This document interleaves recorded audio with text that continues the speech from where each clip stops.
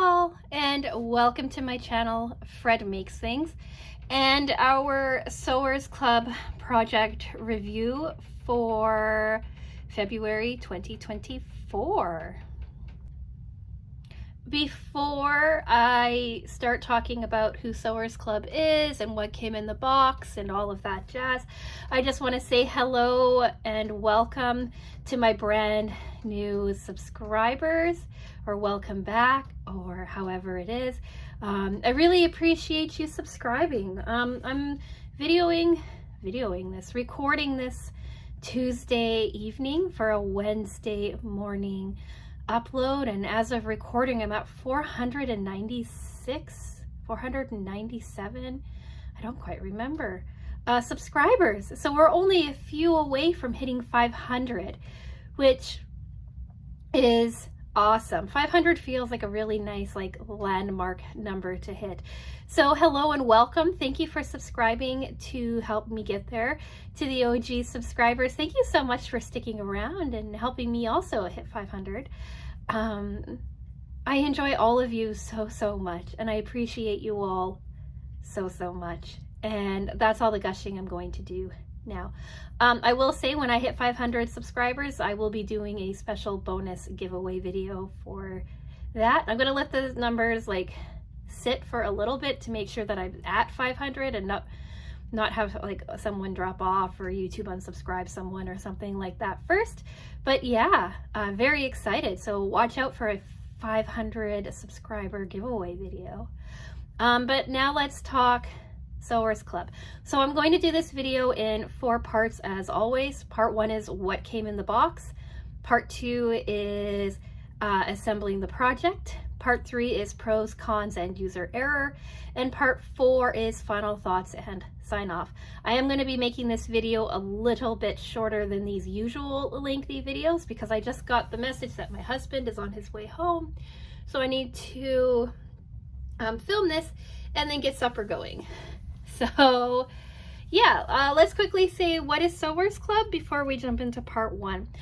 Sewers Club is a monthly subscription box where you get everything you need to make one sewing project. That's the pattern, the fabric, any kind of fusible fleece or snaps or buttons or zippers or anything like that.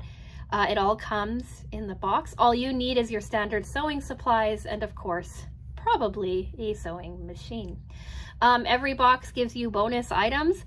It is always matching thread, and then sometimes it's other things as well.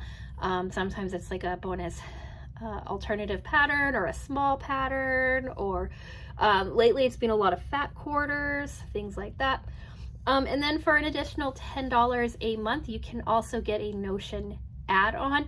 These can be helpful in completing your project, but are not necessary for the completion of your project. And then lately it's just been kind of fun notions, things that can help you in your sewing and sewing room. I get the Notion add-on because I want to present it to you. And when I started getting them, I was fairly new to sewing, so I didn't have a lot of stuff. So yeah, if you want to see the unboxing for this specific video, here is a link that will take you to that. But if you stay tuned, in just a couple of seconds, I'll show you what came in the box, so you don't have to go back if you don't want to. Sewers Club has another sewing box, subscription box as well, called Stash Builder. It's a bunch of fat quarters or half-yard cuts that are highly customizable. You can check out my most recent Stash Builder box for that, linked here in the corner for you. And yeah, so if either one of them, the original project box or the Stash Builder, are of any interest to you, Sewers Club does know who I am, and they kindly gave me a affiliate code, discount code for you. So code FRED30 will save you 30% off on your first Stash Builder box, and code FRED will save you $12 on your $12 Canadian, I should say, on your first project box. So yeah, it is an affiliate code, so I do make a small commission on it, but even if Sewers Club didn't give me this code, I'd still talk pretty positively about them. So now, quite a few minutes into this video, let's talk part 1, what came in the box. So as I'm working on these boxes, I always put everything back in so that I can talk to you as we go along. So this month's box was the Hyacinth makeup pouch, and it looks like this. And this is the iteration that I got, which is really, really cool. And then this here was the pattern. We had 29 steps, which I will walk through with you in part 2. This is the amount of fusible fleece that I have left over, a pretty fair amount. This was the bonus thread, this really beautiful dark bluey purple color. I think the name of it is somewhere in the bottom of the box. Color 268. This was our Notion add-on, a couple of different ways of threading your needle threaders, and then you also have some thread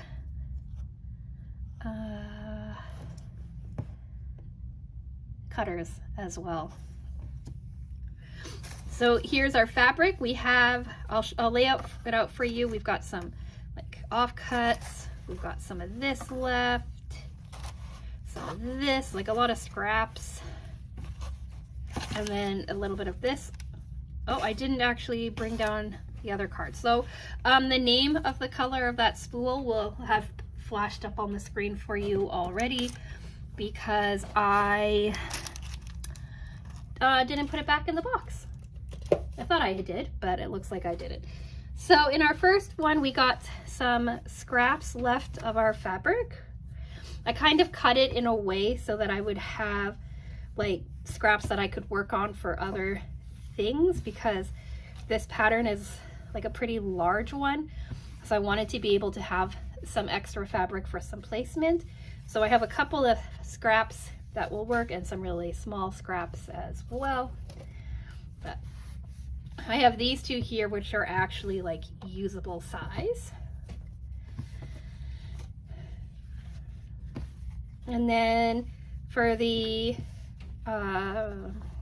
coordinate fabric, again, a bunch of different scraps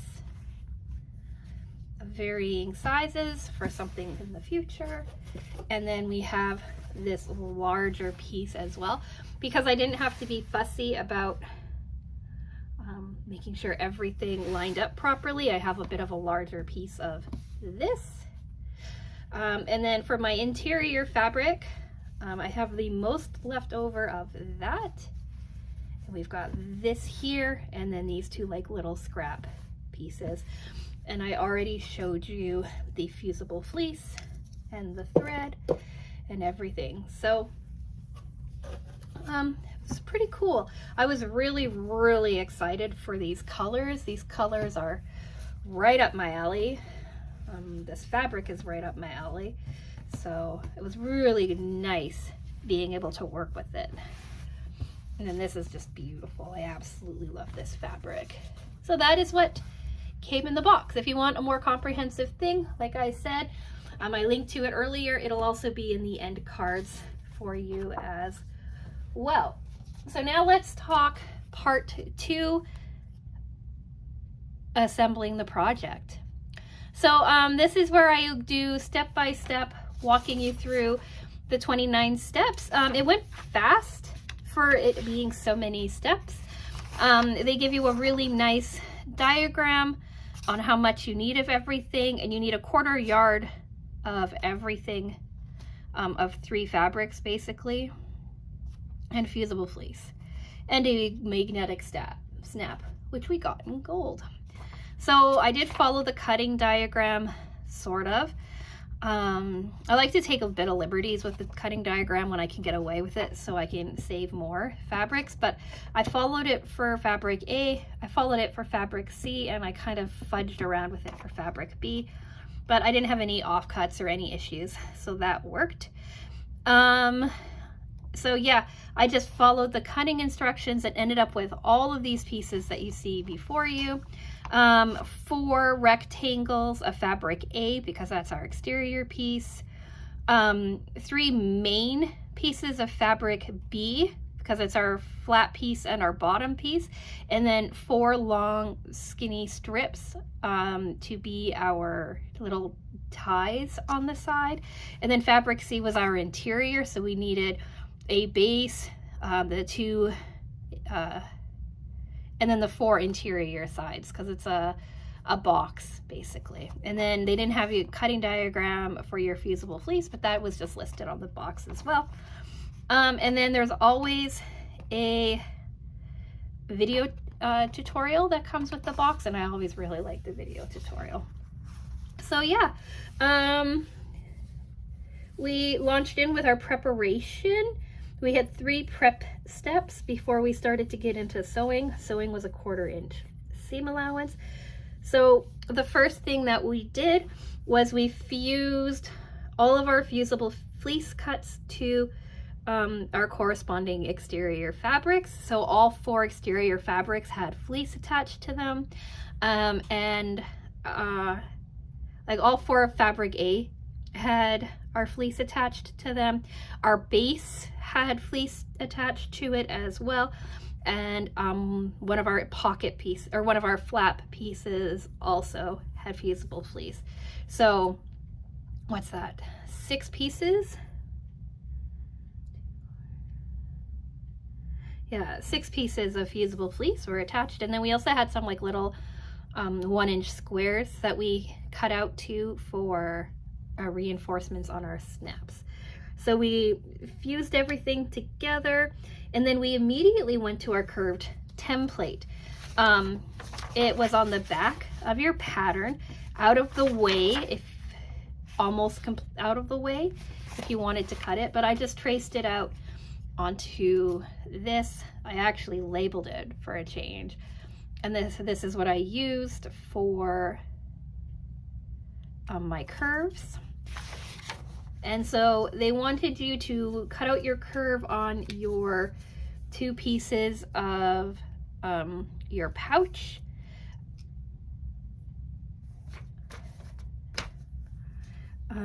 Two pieces of your flap, I should say. What I did is I laid my fused piece and my other piece, like my exterior and interior, together, traced it out once on the fused piece, clipped them together so nothing moved around, and then trimmed the curve on each side so my curve lined up together. And then they wanted you to set that aside and come back to it. Very first thing that we did with sewing was to create our little side ties. We had 4 of them.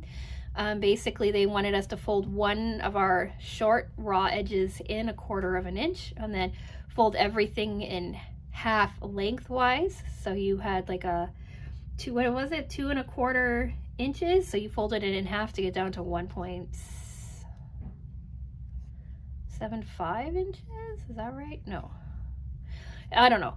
Fold it in half, put in a center seam, open it up, fold it in half again, bringing your raw edges into your middle.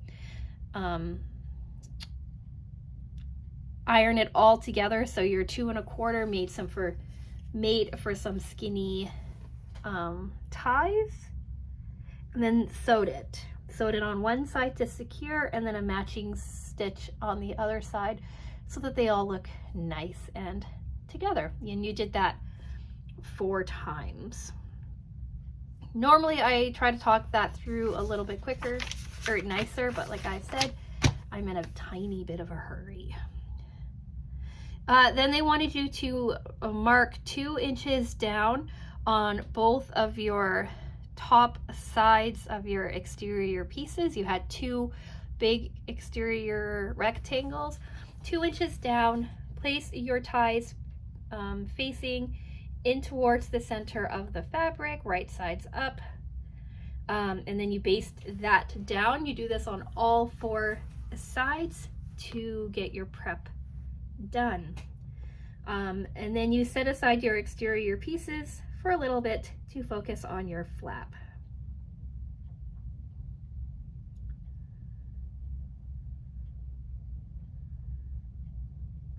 Then you, like I said, you went to your flap, and the first thing they want you to do was to mark out your magnetic snap. So they wanted you to come in up 1.5 inches or down 1.5 inches on your lining side. So the knot, or the side without the fusible fleece, mark it 1.5 inches up or down in however you want to do it, in the center of where you have your curve cut.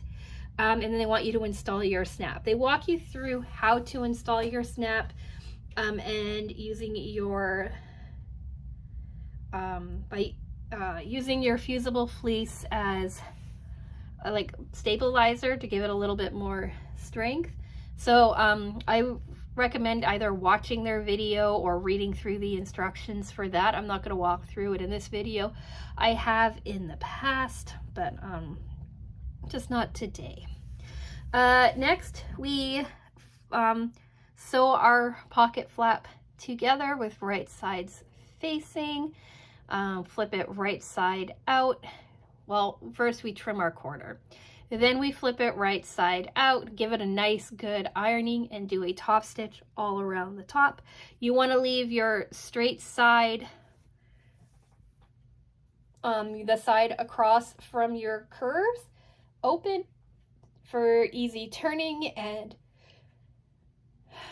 because that is where you are going to attach your flap to your exterior piece.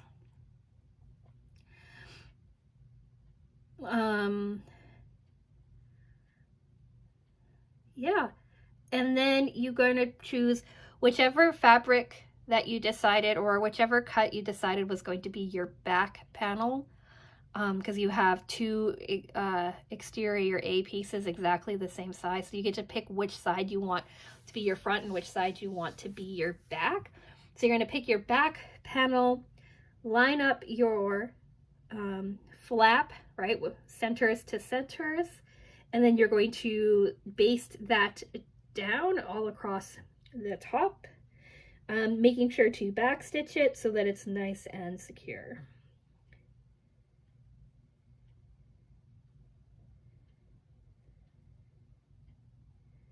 And then we're going to start forming our boxes. So we have an exterior box and an interior box, and you're going to put them together, and then the ties are actually going to be what gives it shape. So you're going to start with your exterior first. You can do whichever one you want first, or it doesn't really matter.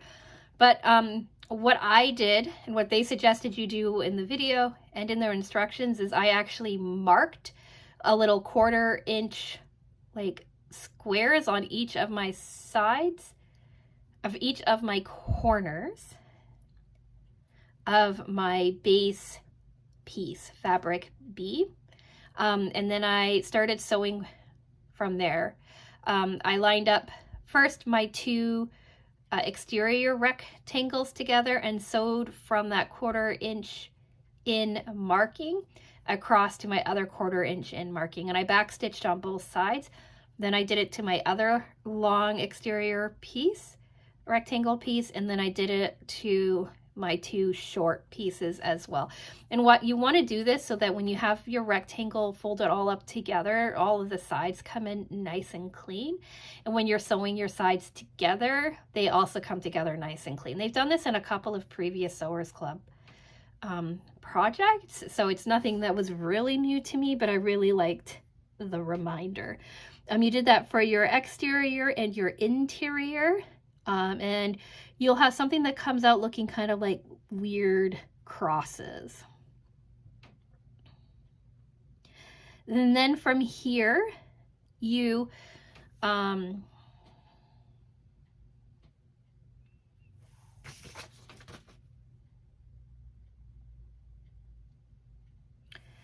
from here, you sew up your corners.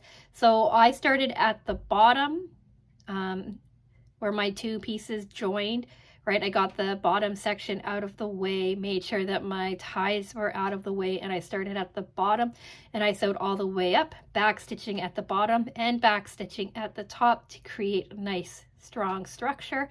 I did it on all 4 sides of the exterior and then all 4 sides of the interior. And then I had two tall, narrow kinds of boxes. Then you're going to do like a little bit of fussing around to make sure that your snap is in the right spot. So you're going to turn your exterior pieces right side out. You're going to tie your ties together on the sides, and then you're going to bring your flap over, and you're going to mark where your snap touches your other side. I put a little mark there, and then I installed the other side of my magnetic snap. Again, follow the instructions on the on your instructions on your pattern, or the tutorial video tutorial is also very good. And then when your snap is done, you want to make sure that it all sits nicely in the way that you want it. And then it's time to finish assembling your bag. So you make sure that your right sides are together of your lining and your exterior piece, lining them all up, and then lining up your top to make sure everything comes together properly. And then I pin my seams together, my center seams on each, my seams on all corners together, and then along the front and the back. I left a 2.5 inch, 3 inch opening on the front of my bag so that I could turn it all right sides out. So you sewed it all together, flipped it right side out, ironed it, make it all nice and smooth and flat, made sure that you tucked in your raw edges from the opening that you just made, and then I ran a top stitch all around the top. And that might have been one of my quickest walkthroughs that I've ever done. If you have any questions, feel free to ask in the comment section down below. Hopefully I was clear, but I can hear my husband coming home, so trying to get this finished. So yeah, I will try to answer any questions that you have in the comments, but honestly, the pattern and their video tutorial is really good for walking through everything. But I'm sure you want to see the finished bag. It's actually a decent sized bag. I forgot I was going to shove a whole bunch of makeup into it so you could see how much I got in. Here is a photo of me doing just that. I will show you the largest palette that I can get into it and how much I can cram in. I don't have a whole lot of makeup, so I imagine that everything that I would need to take on like a trip or something would fit in this little bag. But here we go. Here's the bottom. Here's the back. I lined it up so that I had these beautiful irises, I think, showing. This peony here. We've got a little bit of the lilac and a little bit of whatever this is on the back. On the front, I paid really close attention, and like I got this flower here set up perfectly, and then I have these guys all on the sides as well. I wish I knew what our things are better, but that's the sides or front. The side. Here's this side here with another iris and some pansies. Is that an iris too, or a lily? I'm sure some of them are lilies. God, I'm terrible. And then we've got tulips on this side and whatever this is. Then the interior is just like this, quite nice and big and roomy. And here is my flap. I want to keep calling it a pocket, and it's not a pocket. Here's the beautiful gold hardware with it. Here's the front of the flap, the other piece of the magnetic snap, and our ties. So it's really just a box, right? Like a pouch. It almost seems like it could make a pretty good lunch bag, like especially if you used insole fleece on it. Could be a pretty good lunch bag. So there's the interior. Here's the bottom again to give you an idea how box-like it really is. Here's my top stitching. It's a little wavy, but I'm okay with that. And then to give it the shape is that I fold these in like so, right? Put them together and then I tie them.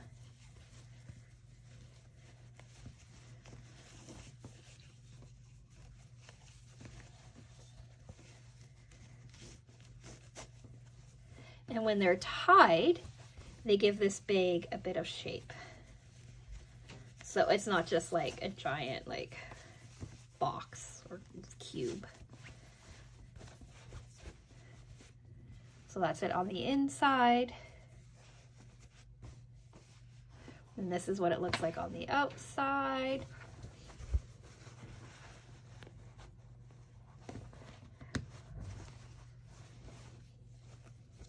Top, and then this is how the sides end up looking. So you can make this tighter or looser or however you want it to go. But that's my little makeup bag, makeup pouch, makeup whatever they called it. Hyannis makeup pouch. So yeah, let's do part 3, pros, cons, and user error. Pro, absolutely love it.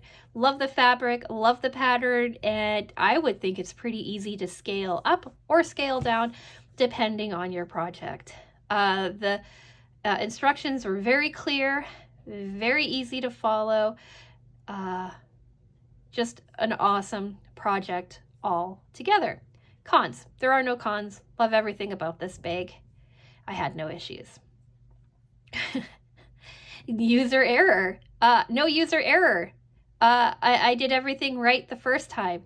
I used a fresh needle. I had cleaned my machine first. I was patient. I took my time. And even doing all of those things, it only took me about 3 hours to get it all put together. That's including cutting and everything. I didn't have any issues with cutting. I didn't have any issues with sewing. I didn't have any issues at all. So probably one of my favorite Sewers Club projects that I have made, especially in recent memory.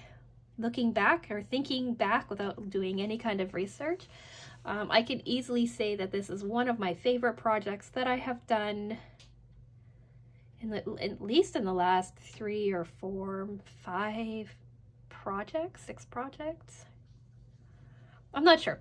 I really liked January's project bag, so I think that this year is starting off strong. But here on the screen is the last project that I was really super excited about, and a link to that video breakdown or whatever for you as well. So let's do part 4, final thoughts and sign off. I'm sure you have noticed I am absolutely in love with this bag. I am very excited to have it, and I am already thinking of some of the other fabrics that I have upstairs that I can make this for other things. I think this would look really pretty perched on those shelves that I have upstairs too, to hold extra sewing supplies and things. Like, I think the colors of this would look really good in that dark green upstairs too. So it might move into the shelving upstairs and not even get used as a makeup bag, because I don't wear makeup very often. I don't travel enough to worry about having something to carry all my makeup around in. But like I said, if you wanted to use it as a makeup bag, I refer you to those earlier photos so you can see just how much I can cram into here. And I think that's all I'm going to say. I thanked and talked to all of my subscribers at the beginning, but now that you've reached the end, if you're interested to hear more of my opinions and unboxings on sewing things, think about subscribing.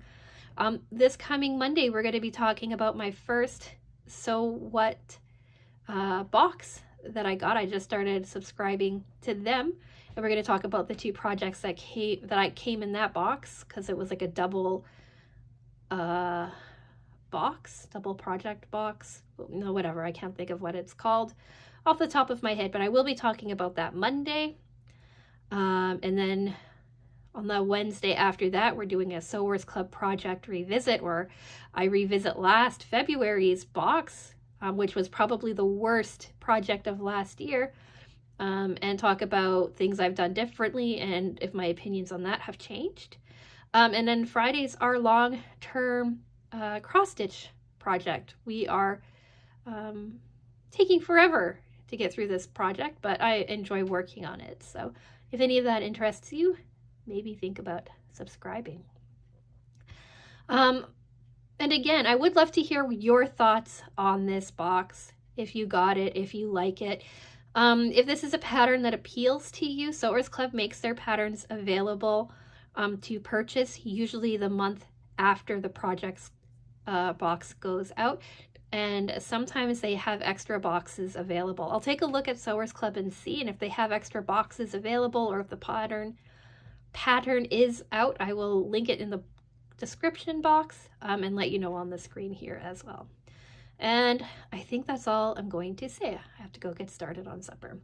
So like this video if you've made it all the way to the end. Let me know your thoughts on any of the stuff that I work on down in the comments section. Subscribe and help me hit 500 subscribers if you like. And I am going to go. So with all of that being said, thank you so much for watching, and I will talk with you again soon. Bye!